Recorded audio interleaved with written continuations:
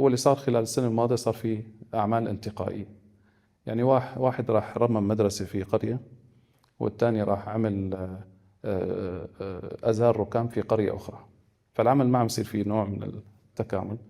فهو بده إنه نحن نستنفر جميعا، ونروح نحن نستلمهم، يعني قطاعات قطاعات. ونحن شكلنا لجنة برئاسة أخونا الوزير رائد صالح، على اعتبار إنه نحن نضع الأولويات، ويصير في تعاون من الجميع، وخاصة من قطاع المجتمع المدني والحكومة أيضا، لتمكينه أول شيء إعادة بناء البنية التحتية.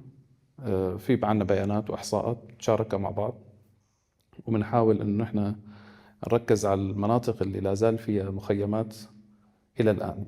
لا زال يعني في المخيمات مثل ما تعرفوا بدل منقسمة إلى عدة أقسام. في مخيمات مأهولة صارت، يعني تصلح أن تكون قرية، تكون بلدة صغيرة، بناء ماشي حاله يعني ممكن العيش فيه. وفي عنا مخيمات تانية لا زال على الخيم أو نص خيمة وشوية بلوك وكذا، وقراهم وبلداتهم مهدمة بشكل كامل، يعني مستحيل العودة لها.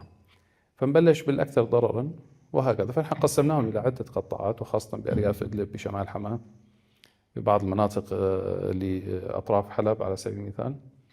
فهذا المفروض ب 2026 حنركز عليه بشكل كتير كبير، بس إنه يكون في خطة متوازنة، إنه ندخل اللي عنده اهتمام في القطاع التربية مثلا فيقوم بإصلاح المدارس أو تأهيلها للصرف الصحي. أهم شيء تمكين بالبنية التحتية.